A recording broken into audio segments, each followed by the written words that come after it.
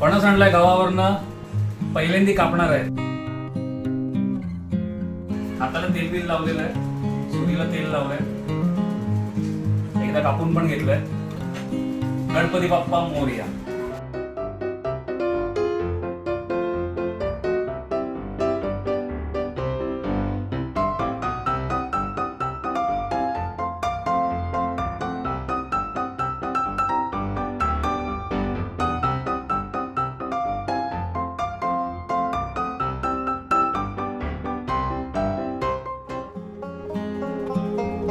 पसारा बघा किती झालाय पसारा. आयुष्यात पहिल्यांदा फणस कापलाय. आता हे मला जे पाहिजे ते मी घरी कापून घेईन, बाकी त्यांना असं देईन. बघा तुम्हाला पाहिजे तसे काढून खा.